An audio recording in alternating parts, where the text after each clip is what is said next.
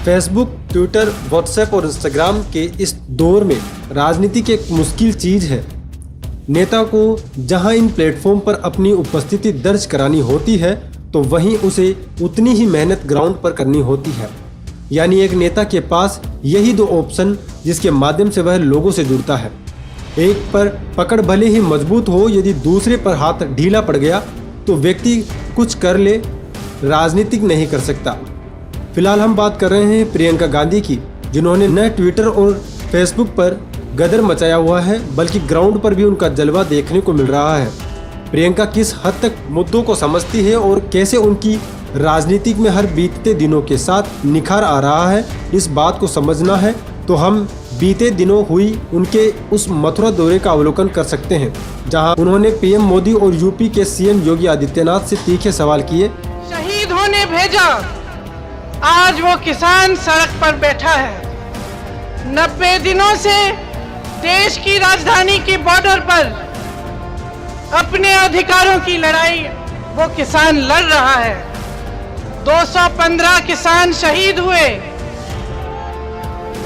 90 दिनों से अपने अधिकारों की मांग करते हुए सड़क पर बैठे रहे। इस सरकार ने बिजली काटी, पानी बंद किया, मारपीट कराई, उन्हें प्रताड़ित किया, लेकिन उनकी बात नहीं सुनी, उनकी सुनवाई नहीं की। प्रधानमंत्री जी जो अपने शासनकाल में दुनिया के हर कोने तक पहुंच पाए, वे दिल्ली, इस देश की राजधानी जिसमें वो रहते हैं, उसके बॉर्डर तक नहीं पहुंच पाए। आपसे किसानों से बात करने के लिए वो न आए, न उन्होंने किसी को भेजा और आपकी समस्याएं, उनकी सुनवाई नहीं हुई। जब नेता का अहंकार इतना बढ़ जाता है कि वो जनता से अलग हो जाता है तो उसकी नीतियां जनता से भी अलग होती हैं और जनता की भलाई के लिए नहीं बनती। कवि रामधारी सिंह दिनकर जी ने कहा था, कृष्ण की चेतावनी के माध्यम से कि जब नाश मनुज पर छाता है पहले विवेक मर जाता है। इस सरकार का विवेक मर चुका है। प्रियंका जिस तरह की राजनीति कर रही है उससे उनके आलोचकों तक को हैरान कर दिया है। अपने तलवार से भी तेज भाषण में उन्होंने 3 नए कृषि कानूनों के विरोध में कहा कि कांग्रेस पार्टी देश के किसानों के साथ कंधे से कंधा मिलाकर खड़ी है। इसी क्रम में प्रियंका गांधी ने भी मथुरा स्थित पालीखेड़ा मैदान में किसान महापंचायत में अपनी बातें रखी।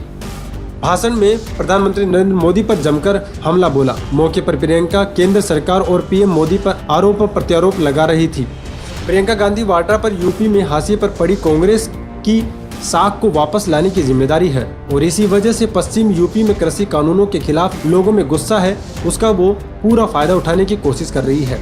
कुछ लोगों का मानना है कि राहुल गांधी जहां केवल ट्विटर पर ही मोदी सरकार और भाजपा की नीतियों पर हमलावर है, तो वहीं प्रियंका ट्विटर से कहीं ज्यादा तहजीब ग्राउंड को दे रही है। एक ऐसे समय में जब राहुल गांधी ट्विटर खेल रहे हो, चाहे वो रैलियां हो या फिर भाषण, प्रियंका एक पार्टी के रूप में कांग्रेस को रिवाइज करने की हर संभव कोशिश कर रही है। प्रियंका लोगों से मिल रही है, उनकी परेशानियों का न केवल संज्ञान ले रही है बल्कि उनका त्वरित निवारण भी कर रही है। बता दें कि भविष्य में उत्तर प्रदेश में चुनाव होने हैं और जिस तरह यूपी में सपा बसपा जैसी पार्टियां बैकफुट पर आई है और कांग्रेस लीड लेती नजर आ रही है, उसकी भी एक अहम वजह प्रियंका गांधी ही है।